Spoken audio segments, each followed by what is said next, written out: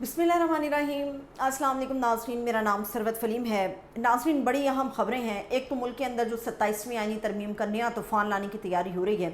ये तूफ़ान इतना ज़्यादा ख़तरनाक होगा कि तमाम सूरत हाल जो बचा कुचा इस वक्त सिस्टम है उस पूरे को वो अपनी लपेट में ले लेगा।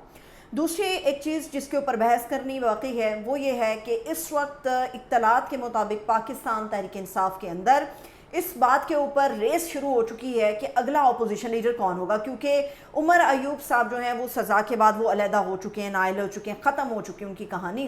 अब ऐसा लग रहा है कि पाकिस्तान तहरीक इंसाफ के अंदर बहस हो रही है और रेस शुरू हो गई है कि कौन इस रेस के अंदर जीतेगा।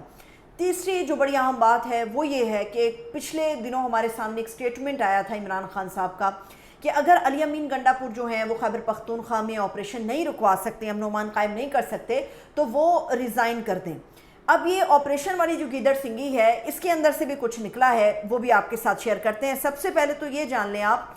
कि इस वक्त पाकिस्तान तहरीक इंसाफ के अंदर से अपोजिशन लीडर बनने के लिए जो रेस शुरू हुई है उसमें बहुत सारे लोगों के नाम आ रहे हैं, बहुत सारे लोग अपनी पसंद नापसंद के हिसाब से बातें कर रहे हैं, लेकिन कुछ हद तक जिस पे आप ये कह सकते हैं कि कुछ मामला रुक सकता है वो इत्तलात ये हैं कि गालिबन आमिर डोगर साहब जो चीफ वेब भी रहे हैं वो इस वक्त रेस के अंदर शामिल हैं और उनका ये ख्याल है कि उन्हें अपोजिशन लीडर बनना चाहिए।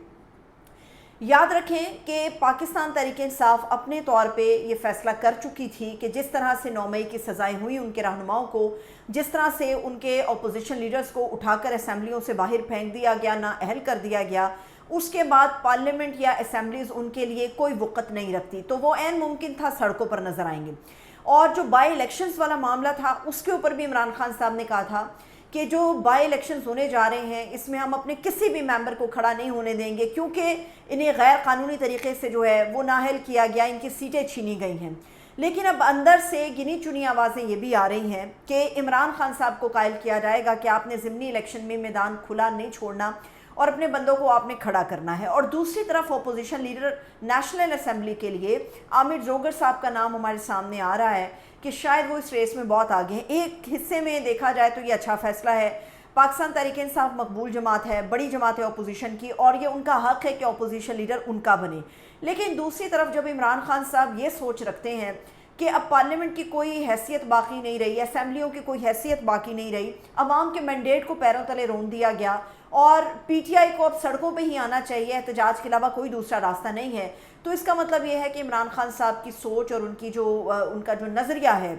उससे मौजूदा पाकिस्तान तहरीक इंसाफ के जो लोग हैं वो इख्तलाफ करते हैं।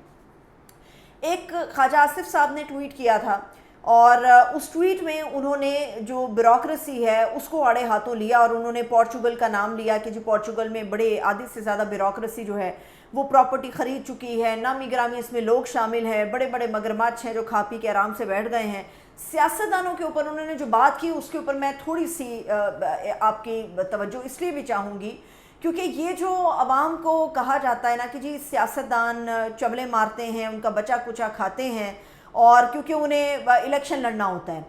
तो अभी तो जब से इमरान खान साहब जेल में गए हैं या 8 फरवरी का इलेक्शन हुआ है तब से एक आम आदमी को, एक नासमझ, एक अनपढ़, पढ़े लिखे जो लोग पढ़े हुए नहीं हैं, छोटे से बच्चे हैं, उनको भी 45 और 47 का फ़र्क समझ आ गया है। तो मेरा ख्याल है ख्वाजा आसिफ साहब जैसे इतने ज़िरक सियासतदान को ये बातें नहीं करनी चाहिए, क्योंकि अवाम को ये पता है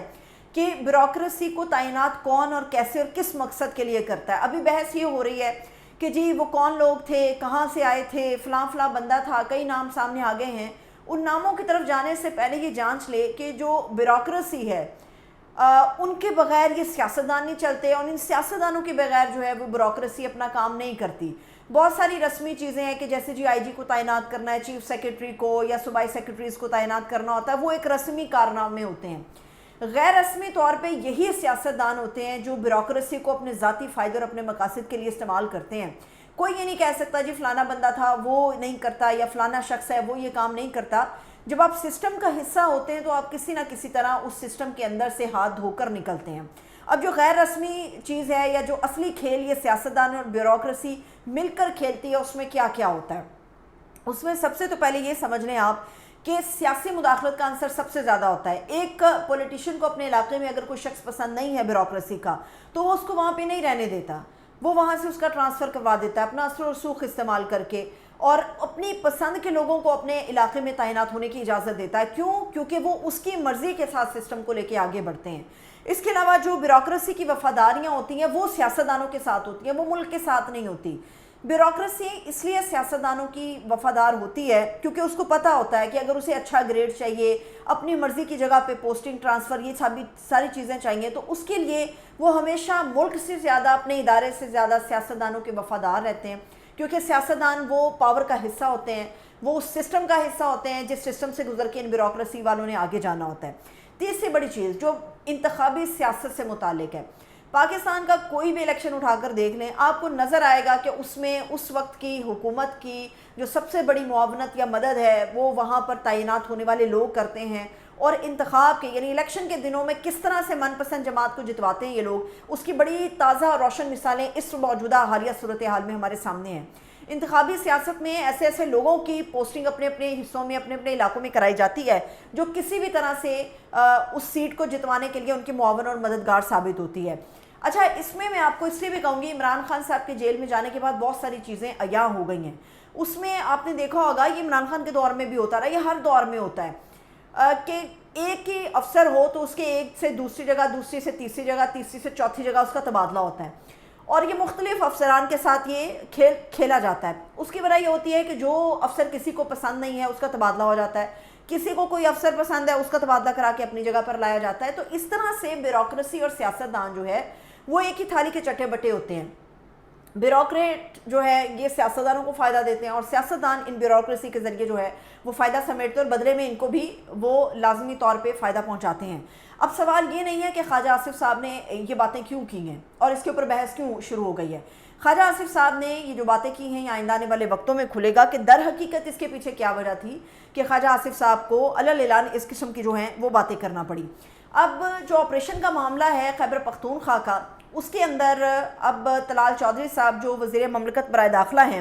انہوں نے کہا ہے کہ جی آپریشن کوئی نیا آپریشن نہیں ہو رہا، جو کوئی بھی کارروائیاں ہیں وہ نیشنل ایکشن پلان کے تحت ہو رہی ہیں۔ اس کے اوپر بہت زیادہ تفصیلی تجزیہ کرنے کی ضرورت ہی نہیں ہے، کیونکہ جو نیشنل ایکشن پلان وقتوں سالوں پہلے بنا تھا، اس نیشنل ایکشن پلان پہ آج تک کتنا عمل ہو سکا، اس کی کتنی شقوں پر عمل ہوا، کوئی بات کرے تو اس کے اوپر آوازیں آنا شروع ہو جاتی ہیں، اس کو خطرہ لگ جاتا ہے۔ لیکن سوال تو یہ ہے کہ کیا پبلک کو آپ بتانا نہیں چاہیں گے؟ کیا عوام کا اعتماد حاصل کرنے کے لیے آپ ان کو نہیں بتائیں گے کہ جی نیشنل ایکشن پلان کے تحت جو شقیں مرتب ہوئی تھیں،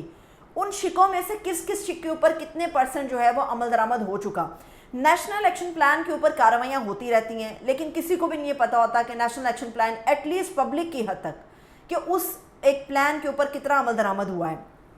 اب 27ویں ترمیم آنے جا رہی ہے۔ گزشتہ روز جو ہے وہ حامد خان صاحب اس کے اوپر بڑے ناراض تھے، ان کا یہ کہنا تھا کہ نہیں جی 27ویں ترمیم کیسے آئے گی، ابھی تو بارس کے الیکشن ہونے والے ہیں۔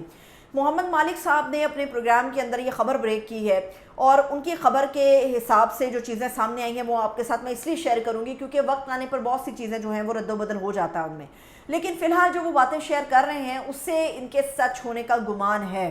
وجہ یہ ہے کہ محمد مالک صاحب نے کہا ایک تو جی آئینی عدالتیں باقاعدہ طور پہ بن جائیں گی، دوسری بات یہ ہے کہ یہ دسمبر میں اس لیے آئینی ترمیم لائی جائے گی کیونکہ جو بارس کے الیکشن ہیں وہ نومبر میں ہونے جا رہے ہیں، اور بارس ہمیشہ اپنا کردار ادا کرتے ہیں، جب بھی کوئی امینڈمنٹ کرنی ہو تو ایسا ممکن نہیں ہے کہ نومبر میں بارس کے الیکشن ہو، نومبر کے اندر یہ ترمیم لائی جائے۔ دوسری بات وہ یہ کہتے ہیں کہ موجودہ حکومت کے تحت ہی اگلے الیکشن ہوں گے، اور جو ہماری نیشنل اسمبلی ہے اس کی مدت 6 سال کر دی جائے گی۔ مدت سے ہٹ کے یہ جو کہا جا رہا ہے کہ جی موجودہ حکومت کے ہی ماتحت ان کی زیر نگرانی اگلے انتخاب ہوں گے، اس میں کتنی شفافیت ہوگی؟ کیونکہ جو انتخاب کرایا جاتا ہے اس میں ہمیشہ یہ کہا جاتا ہے کہ وہ لوگ جو غیر جانبدار ہوں، آزادانہ حیثیت رکھتے ہوں، ان کی ناک تلے یہ سارا پروسیس ہونا چاہیے۔ لیکن اگر سسٹم کے لوگ بیٹھ کے ہی سسٹم میں تبدیلی کے لیے کوشش کریں گے تو کہاں لکھا ہے کہ وہ سسٹم کو تبدیل ہونے دیں گے؟ وہ تو اسی سسٹم کو چلنے دیں گے جس کے تحت ان کا روزی روٹی لگی ہوئی ہے، جس کے تحت ان کی موجیں لگی ہوئی ہیں اور پرکس اینڈ پریویلیجز وہ انجوائے کر رہے ہیں۔ تو کہاں یہ لکھا ہے